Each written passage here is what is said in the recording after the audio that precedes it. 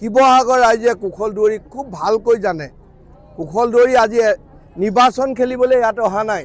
জন্মগতভাৱে কুশল দুৱাৰী শিৱসাগৰ জিলাৰ মানুহ হয়।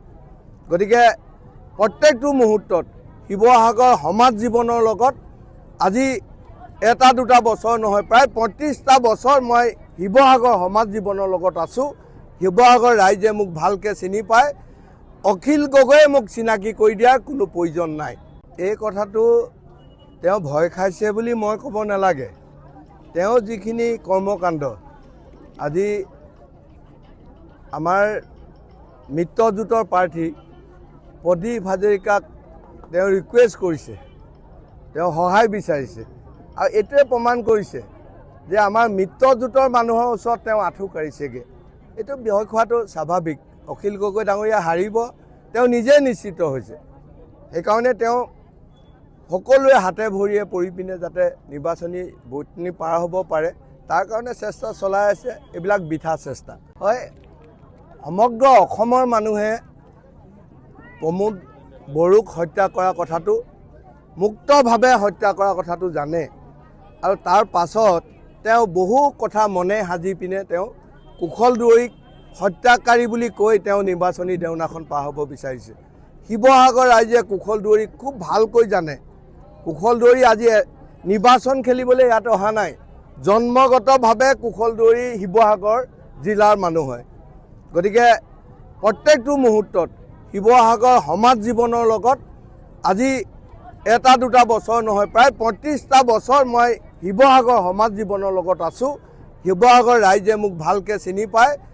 অখিল গগৈয়ে মোক চিনাকি কৰি দিয়াৰ কোনো প্ৰয়োজন নাই। এই কথাটো তেওঁ ভয় খাইছে বুলি মই ক'ব নালাগে।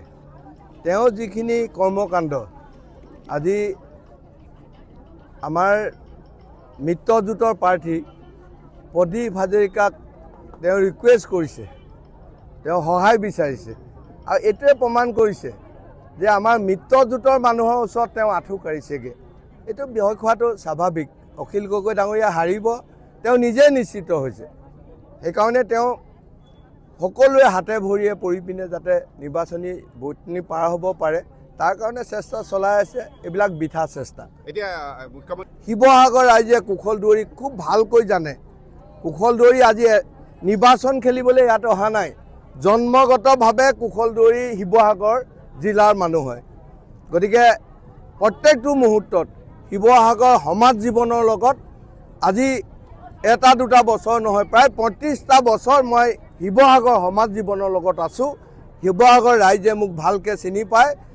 অখিল গগৈয়ে মোক চিনাকি কৰি দিয়াৰ কোনো প্ৰয়োজন নাই। এই কথাটো তেওঁ ভয় খাইছে বুলি মই ক'ব নালাগে। তেওঁ যিখিনি কৰ্মকাণ্ড আজি আমাৰ মিত্ৰজোঁটৰ প্ৰাৰ্থী প্ৰদীপ হাজৰিকাক তেওঁ ৰিকুৱেষ্ট কৰিছে, তেওঁ সহায় বিচাৰিছে, আৰু এইটোৱে প্ৰমাণ কৰিছে যে আমাৰ মিত্ৰজোঁটৰ মানুহৰ ওচৰত তেওঁ আঁঠু কাঢ়িছেগৈ। এইটো ভয় খোৱাটো স্বাভাৱিক। অখিল গগৈ ডাঙৰীয়া হাৰিব, তেওঁ নিজে নিশ্চিত হৈছে। সেইকাৰণে তেওঁ সকলোৱে হাতে ভৰিয়ে পৰি পিনে যাতে নিৰ্বাচনী ভোটখিনি পাৰ হ'ব পাৰে, তাৰ কাৰণে চেষ্টা চলাই আছে। এইবিলাক বৃথা চেষ্টা।